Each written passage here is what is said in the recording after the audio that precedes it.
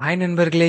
நான் உங்கள் அபு அண்ட் நீங்க வாட்ச் பண்ணிட்டு இருக்கிறது எபிக் மூவி மேனியா. இன்னைக்கு நாம 2019ல வெளியான கவுண்ட் டவுன் அப்படிங்கிற ஒரு படத்தை தான் பார்க்க போறோம். இந்த படத்தோட ஒன்லைன் என்னன்னு பாத்தீங்கன்னா, நம்ம எப்ப சாக போறோம் அப்படிங்கிற ஒரு விஷயம் எல்லாருக்கும் தெரியாம இருக்கிற வரைக்கும் தான் லைஃப் ரொம்ப சுவாரஸ்யமா இருக்கும். ஒருவேளை மொபைல்ல இருக்க ஒரு அப்ளிகேஷன் மூலியமா நீங்க இந்த டைம்ல தான் சாக போறீங்க அப்படின்னு நம்மளுக்கு தெரிய வந்தா மிச்சம் இருக்க வாழ்க்கை ரொம்ப கொடுமையானதா மாறிடும். இந்த மாதிரி ஒரு சூழ்நிலையில மாட்டிக்கிட்டு நம்ம ஹீரோயின் அந்த அமானுஷ்யத்துக்கிட்ட இருந்து நம்ம ஹீரோயின் தப்பிச்சாங்களா இல்லையா அப்படிங்கறதா மீதி கதை. நம்ம சேனலுக்கு நீங்க புதுசா வந்திருந்தீங்கன்னா சப்ஸ்கிரைப் பண்ணுங்க, ஷேர் பண்ணுங்க அண்ட் மறக்காம கீழே தெரியுற பெல் ஐக்கானை பிரஸ் பண்ணிக்கோங்க.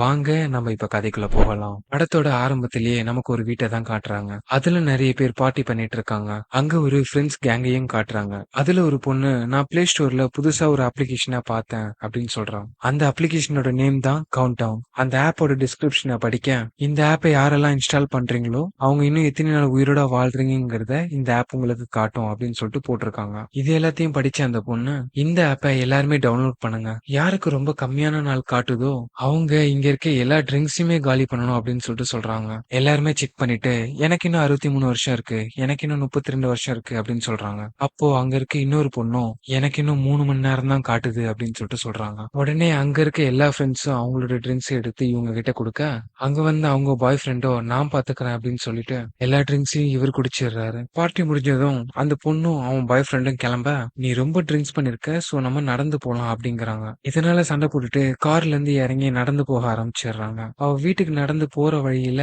நிறைய உருவங்கள் அவளை ஃபாலோ பண்ற மாதிரி தெரியுது. அவ ஏத்துன அந்த அப்ளிகேஷன்ல இருந்தும் சவுண்ட் வந்துகிட்டே இருக்கு, உங்களுக்கு டைம் இன்னும் கம்மியா இருக்கு அப்படின்னு சொல்லிட்டு. அப்படியே பயந்துகிட்டே வீட்டுக்கு வந்து சேர்ந்துடுறாங்க. டோர்லாம் லாக் பண்ணிட்டு ஃப்ரெஷ் ஆகலாம் அப்படின்னு சொல்லிட்டு ரெஸ்ட் ரூம் வர, அங்க இருக்க ஸ்கிரீனுக்கு பின்னாடி ஏதோ ஒரு சத்தம் வருது. போய் பார்த்தா அங்க ஒண்ணுமே இல்ல. சடனா அந்த அப்ளிகேஷன்ல இருந்து சவுண்ட் வர, அந்த பொண்ணும் அதை ஆஃப் பண்றதுக்காக போறா. ஒரு சீலிங்ல இருந்துட்டு ஏதோ ஒண்ணு அந்த பொண்ணு அப்படியே மேல தூக்க, கரெக்டா அந்த கவுண்ட் ஒன் ஜீரோன்னு முடிய அந்த பொண்ணு கீழே விழுந்து செத்துடுறான். அப்படியே அங்க அவங்க பாய் ஃப்ரெண்ட தான் காட்டுறாங்க. ரொம்ப ட்ரிங்க்ஸ் பண்ணிட்டு வண்டியை ஓட்டி இருந்ததுனால அங்க இருக்க ஒரு மரத்துல மோதி ஆக்சிடென்ட் ஆயிருக்கு. நம்ம ஹீரோக்கு எதுவுமே ஆகல.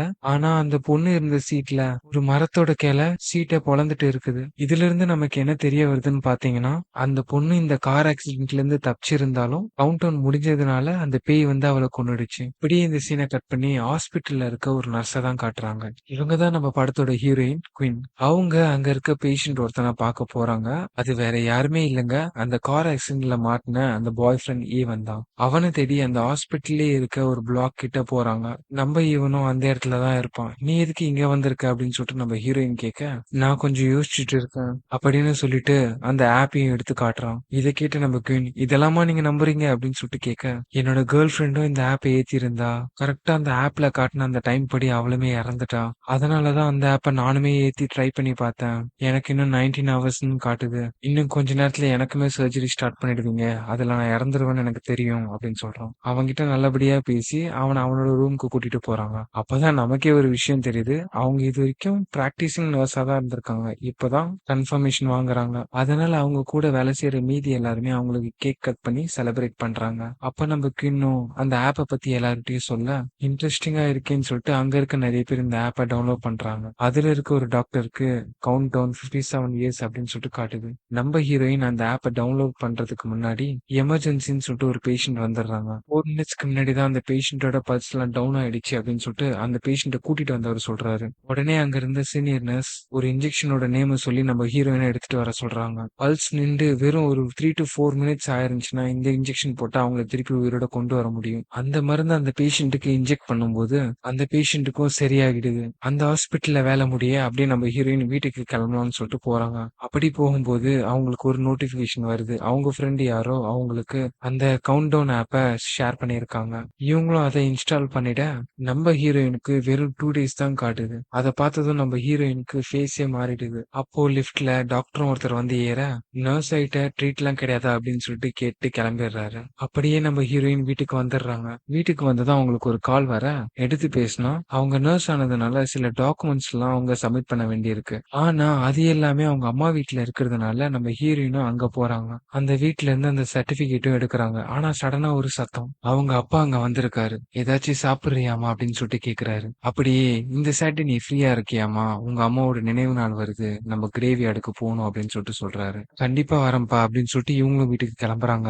அப்படியே அடுத்த நாள் காலையில ஈவன்ஸ்க்கு ஆபரேஷன் பண்ண போறாங்க. அத நினைச்சு ரொம்பவே பயந்து போயிருக்கான் நம்ம ஈவன். அந்த ஆப்லயும் இன்னும் 3 மினிட்ஸ் அப்படின்னு சொல்லிட்டு காட்டுது. உடனே ஈவனும் இந்த ஆபரேஷனே வேணாம் அப்படின்னு சொல்லிட்டு அங்க இருந்து கிளம்பிடுறான். அப்போ அவனுக்கு ஒரு நோட்டிபிகேஷன் வருது. நீங்க ரூல்ஸ பிரேக் பண்ணிட்டீங்க அப்படின்னு சொல்லிட்டு. அப்படியே போற வழியில கண்ணாடியில ஒரு உருவம் ஒண்ணு தெரியுது. திரும்பி பார்த்தா காணோம். திரும்பி கண்ணாடியில பார்த்தா அந்த உருவம் கண்ணாடியை உடைச்சிட்டு போயிடுது. பயத்துல அங்க இருக்க ஒரு ரூம்குள்ள போயிட்டு கதவை லாக் பண்ணிக்கிறான். உடனே லைட் ஆஃப் ஆகிட அவனால வெளியில எங்கேயும் போக முடியல.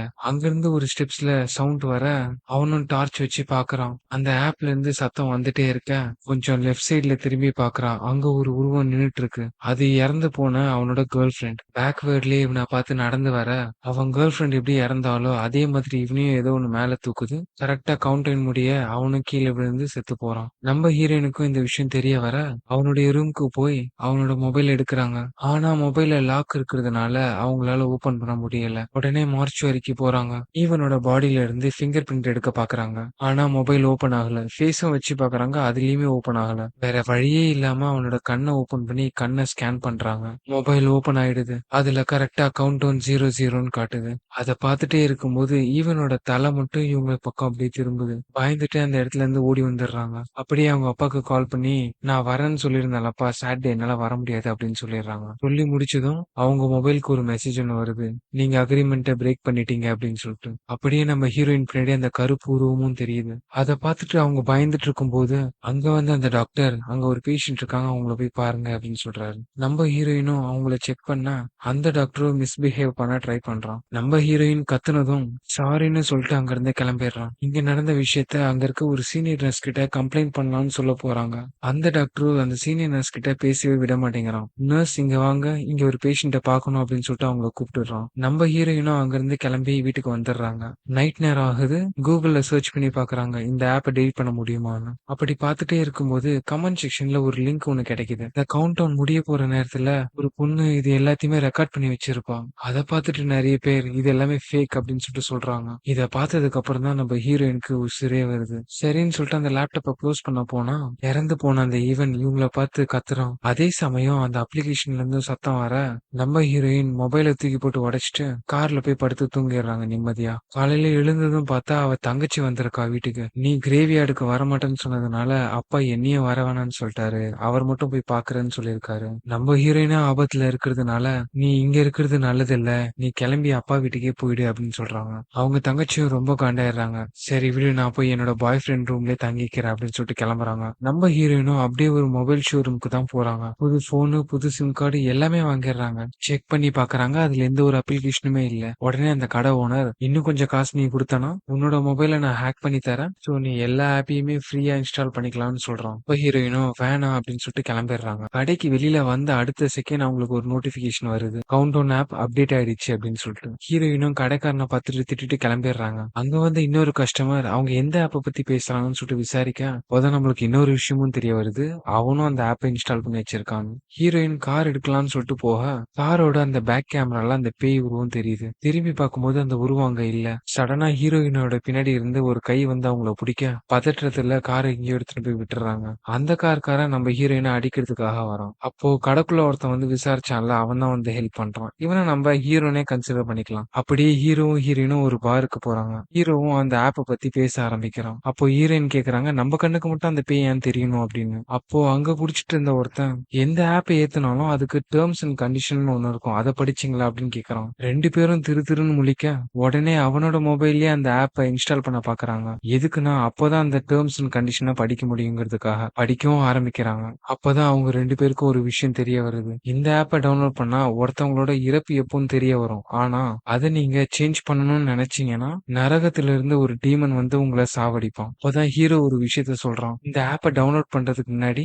என்னுடைய ஆன்ட்டியை போய் பாக்குறதுக்கு டிக்கெட் புக் பண்ணியிருந்தேன். ஆனா கடைசியில அந்த ட்ரெயின் டிக்கெட்டை கேன்சல் பண்ணிட்டேன். உடனே ஹீரோயினும் நானும் எங்க அப்பா கிட்ட ஒரு அப்பாயின்மெண்ட் ஃபிக்ஸ் பண்ணியிருந்தேன் சாட்டர்டே போகணும்னு, ஆனா அதை நான் கேன்சல் பண்ணிட்டேன் அப்படின்னு சொல்றாங்க. அதனாலதான் இந்த டீமன் நம்ம கண்ணுக்கு தெரியுது போல அப்படின்னு அவங்க ரெண்டு பேருமே பேசிக்க சரி வா இதுக்கான வழியை நம்ம கண்டுபிடிக்கலாம்னு போலான்னு சொல்லிட்டு நம்ம ஹீரோயின் ஹீரோவ ஹாஸ்பிட்டலுக்கு கூட்டிட்டு போறாங்க. அங்க இருக்க ஒரு ஃபாதரை மீட் பண்றதுக்காக. அவர்கிட்ட நடந்த எல்லாத்தையுமே சொல்றாங்க.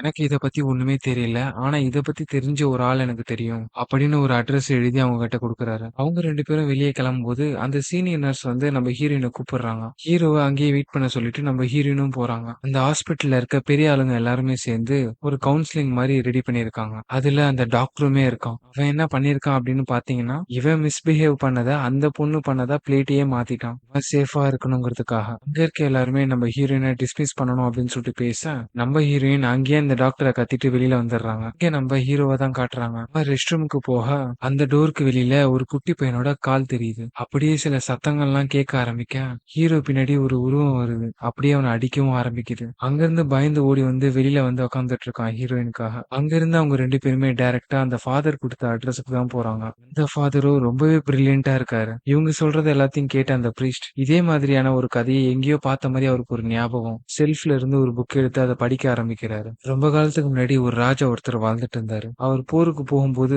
நம்ம எங்க செத்துருவோமோன்னு ஒரு பயம். அதை கன்ஃபார்ம் பண்றதுக்காக அங்க இருக்க ஒரு சூனியக்காரி கிட்ட உதவி கேட்க போக அவங்களும் ராஜாவுக்கு ஒரு ஸ்க்ரோல் ஒண்ணு கொடுக்குறாங்க. அதுல அந்த ராஜா எப்ப சாக போறாருன்னு சொல்லிட்டு அக்யூரேட்டா இருக்க அந்த சூனியக்காரி சொல்றாங்க, எக்காரணத்து கொண்டும் நீங்க இந்த விதியை மட்டும் மாத்திரக்கூடாது. ஆனா ராஜாவோ அவருக்கு பதிலா அவரோட தம்பியை அனுப்பியிருப்பாரு. விதியை இவர் மாத்துறதுனால நரகத்துல இருந்து டெவில் வந்து இவரை டார்ச்சர் பண்ணி சாவடிச்சிருக்கு. இன்னும் கிளியரா சொல்லணும்னா அந்த அப்ளிகேஷனோட கோடை நீங்க கொண்டு வந்தீங்கன்னா என்னால ஏதாச்சும் பண்ண முடியும். உங்களுக்கு ஹேக் பண்ண தெரியுமா அப்படின்னு சொல்லிட்டு ஃபாதரை கேட்க, எனக்கு தெரியாது, உங்களுக்கு தெரியுமா அப்படின்னு கேக்குறாரு. அதுக்கு ஹீரோயினும் எனக்கு ஒரு ஆளை தெரியும் அப்படின்னு சொல்லிட்டு ஹீரோவை கூட்டிட்டு போறாங்க. வேற எங்கேயும் இல்லங்க, நியூ மொபைல் வாங்கினாங்களே அந்த கடைக்கு தான் கூட்டிட்டு வந்திருக்காங்க. அவங்க கிட்ட போயிட்டு எவ்வளவு கெஞ்சுறாங்க. ஆனா அவன் முடியாதுன்னு சொல்றான். கடைசியில கையில கொஞ்சம் காசு கொடுத்து அவனை பண்ண சொல்றாங்க. அவனும் அதுக்கு ஒத்துக்கிறான். அந்த கடைக்காரனும் கோடை ஹேக் பண்ண ட்ரை பண்றான். அந்த கோடு மொத்தமுமே லாட்டின்ல இருக்கு. அது எல்லாத்தையுமே நம்ம ஹீரோயினும் போட்டோ எடுத்து வச்சுக்கிறான். இந்த ஆப்ல இருக்க எங்க 2 பேருடைய கவுண்டவுனையும் நீ கொஞ்சம் அதிகப்படுத்தணும் அப்படின்னு சொல்லிட்டு சொல்றாங்க. அந்த கடை ஓனரும் அவங்க சொன்னபடியே அவங்க 2 பேருக்கும் இன்க்ரீஸ் பண்ண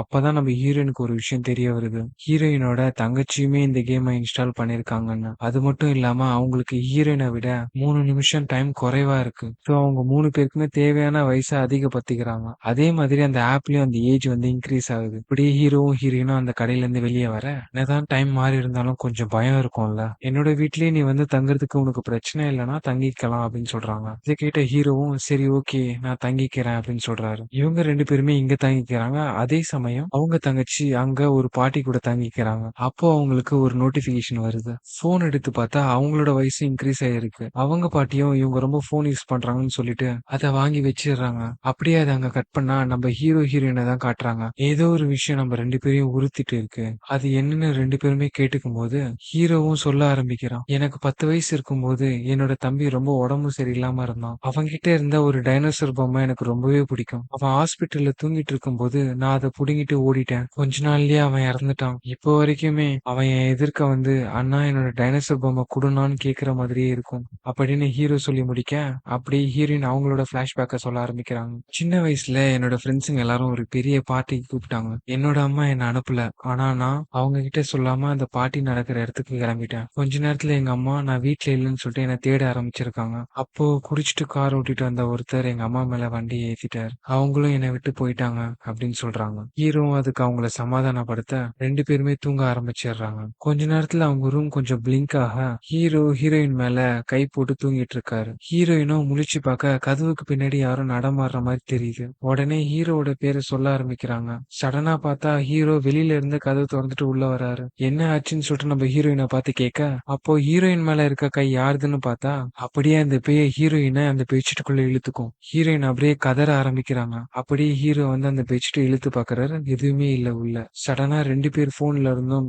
நோட்டிபிகேஷன் சவுண்ட் வர என்னடான்னு பார்த்தா திரும்பவும் டைம் பழையபடி மாறிடுது. தங்கச்சியை காப்பாத்தணும்னு சொல்லிட்டு ஹீரோவும் ஹீரோயினும் அங்க இருந்து கிளம்புறாங்க. ஹீரோயினும் அவங்க தங்கச்சிக்கு நிறைய தடவை கால் பண்ணி பாக்குறாங்க. அப்படியே இங்க நம்ம ஹீரோயினோட தங்கச்சியை தான் காட்டுறாங்க. போன் எடுக்கலாம்னு சொல்லிட்டு கிட்ட வர அந்த பேய் அவங்க முதுகுல கை வைக்குது. உடனே அலறி அடிச்சுட்டு பெட்டு கீழே போய் ஒளிஞ்சுக்க அங்க இருந்து தப்பிச்சு கதவு கிட்ட வர ஹீரோவும் ஹீரோயினும் கரெக்டா என்ட்ரி கொடுக்குறாங்க. அப்படியே அவங்க 3 பேரும் அந்த ஃபாதர் இருக்க இடத்துக்கு தான் போறாங்க. ஃபாதரும் அவங்கள உள்ள கூட்டிட்டு போக ஹீரோயினும் அவங்க போன் எடுத்து ஃபாதர் கிட்ட காட்டுறாங்க. அந்த கோடு எடுத்து அந்த ஃபாதர் படிக்கும் போதுதான் அவருக்கு ஒரு விஷயம் தெரிய வருது. இந்த சாபம் உங்களை விடவே விடாது, சாகுற வரைக்கும் உங்களை பின்தொடரும் அப்படின்னு சொல்றாரு. அப்படியே ரொம்ப சந்தோஷப்படுறாரு. இது ஒரு சாபம். சோ கண்டிப்பா இத நம்மளால முறியடிக்க முடியும். இந்த சாபத்த உருவாக்குனது டீமனும் அதோட சர்வன்ட்டும். இந்த டீமன் பொய் சொல்லுதுங்கிறத நம்ம ப்ரூஃப் பண்ணிட்டோம்னா இந்த சாபம் உடைஞ்சிடும். அதாவது என்ன சொல்ல வரேன்னா, அந்த டீமன் ஒரு டைம் குடுத்திருக்கு. இந்த டைம்க்குள்ள நீங்க செத்துருவீங்கன்னு. இன்கேஸ் அந்த டைம்க்குள்ள நீங்க சாகலன்னா, இது சொன்னது தப்புன்னு தெரிய வர அந்த சாபம் முறிஞ்சிடும். ஹீரோயினா அதுக்கு நாங்க என்ன முன்னாடியே சாகணுமா அப்படின்னு கேக்குறாங்க. இதுக்கு ஃபாதரும் சாகணும்னு அவசியம் இல்ல. அது கொடுத்த டைம்ல இருந்து ஒரு செகண்ட் நீங்க உயிர் வாழ்ந்தாலும் போதும். இந்த சாபம் அழிஞ்சிடும். அது எப்படி பண்ண முடியும்னு சொல்லிட்டு நம்ம ஹீரோயின் கேட்க, அதுக்கு சில மந்திரம்லாம் எனக்கு தெரியும். சால்ட்ட வச்சு தரையில ஸ்டார் வரைஞ்சோன்னா அதுக்குள்ள இருக்க ஆளுங்கள டீமனால எதுவுமே பண்ண முடியாது. இத பத்தி சொல்லிட்டே பேஸ்மெண்ட்டுக்கு அவங்க எல்லாருமே போக, அங்க உப்ப பெயிண்ட்ல கலந்து தரையில ஸ்டார் போடுறாங்க. அதுக்குள்ள அவங்க 4 பேருமே நின்னுக்குறாங்க. அப்போ ஹீரோவோட டைமிங் குறைய ஆரம்பிக்க அந்த இடத்துக்கு அந்த பேயும் வருது. ஆனா அவங்க நினைச்ச மாதிரி அந்த பேயால உள்ள வர முடியல. அங்க இருக்க எல்லாருமே ரொம்பவே பயமுறுத்துது. அப்போ நம்ம ஹீரோக்கு முன்னாடி செத்து போன அவங்க தம்பியோட உருவம் தெரிய அந்த டைனோசர் பொம்மையும் அந்த சர்க்கிள்குள்ள வருது. அந்த பொம்மைய தன்னோட தம்பி கிட்ட கொடுக்க காலை எடுத்து வெளியில வச்சிடறான் நம்ம ஹீரோ. ஹீரோவோட காலை பிடிச்சி தர தரன்னு வெளியில இழுத்துட்டு போயிடுது. அதை பார்த்துட்டு ஹீரோயின் அவங்க பின்னாடியே போக, ஹீரோயினை பார்த்துட்டு அவங்க தங்கச்சியும் பின்னாடியே ஓடிடுறா. ஹீரோயின் கரெக்டா வெளியே போக ஹீரோவை கார் ஒண்ணு இடிச்சு ஸ்பாட்லயே காலி. கரெக்டா டைமும் ஜீரோல வந்து நிக்குது. ஓடி வரும்போது நம்ம ஹீரோயினோட தங்கச்சிக்கும் வயித்துல அடிபட்டுருது. இத பார்த்த ஹீரோயின் அவங்கள ஹாஸ்பிட்டல்ல கூட்டிட்டு போய் சேர்க்க,